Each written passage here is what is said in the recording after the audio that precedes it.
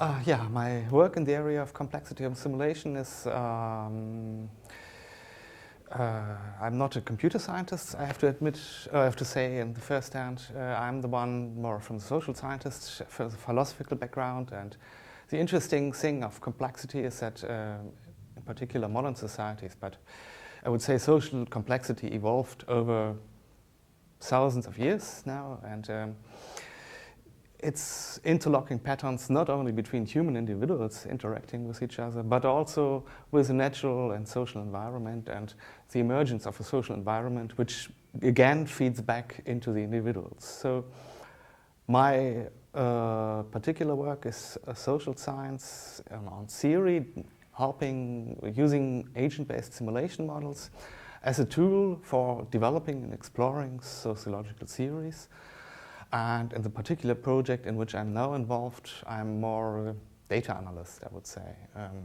We're working in close collaboration with computer scientists in the front of the same desktop, so to say, and we exchange ideas how to implement sociological ideas in program code of a running simulation model.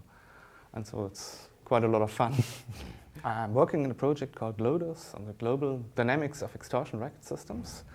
And I present, the objective of the project is to understand relations, social norms regulating the relations between society and criminal organizations, and also the social norms within criminal organizations. And I was presenting a paper on conflict resolution within this particular criminal organization, the Sicilian Cosa Nostra.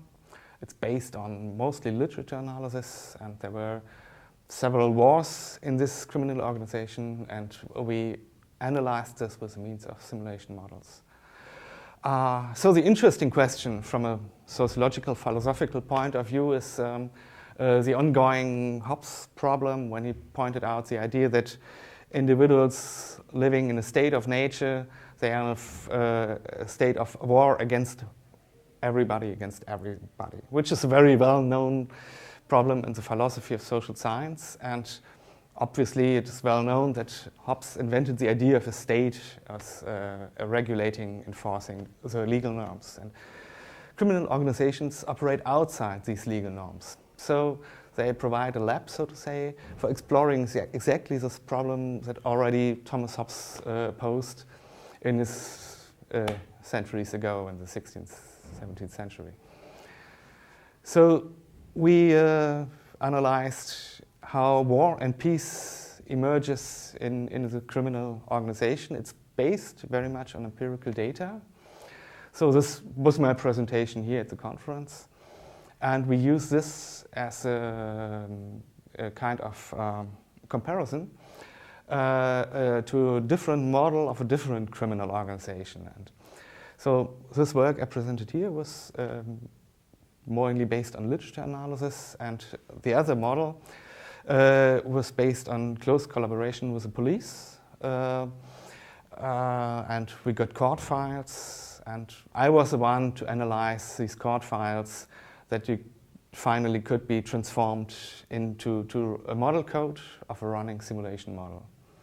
And the interesting thing perhaps is that a mafia, on the one hand, is a very old, very pertinent criminal organization, whereas the other organization collapsed after 10, 15 years, which is the usual lifetime of a smaller-scale criminal organization, when criminals just join together to make an awful lot of money, so they are more self-interested. Whereas in the mafia, there are kind of social norms emerged within this organization that they know they belong to a certain organization which already have a name, so to say, the Cosa Nostra.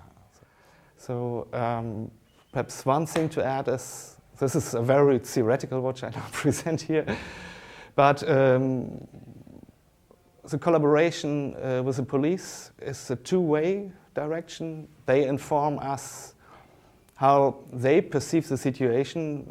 They got us the data, the court files, and we got additional information from them to say, did we make a correct picture of all that? But then we give it back to them, and they can use it as a kind of thinking tool to see, to get sense of what they perceive as a police, because the police is not inside the criminal organizations. They only have, after the court files are closed, they have a little bit of picture of it. But in principle, they only see their dead man on the street, so to say. And then have to start their investigations. And the conceptual models, frameworks that we developed, particularly we distinguish between punishment and revenge in Essa, cognitive concepts inside the heads of the criminals.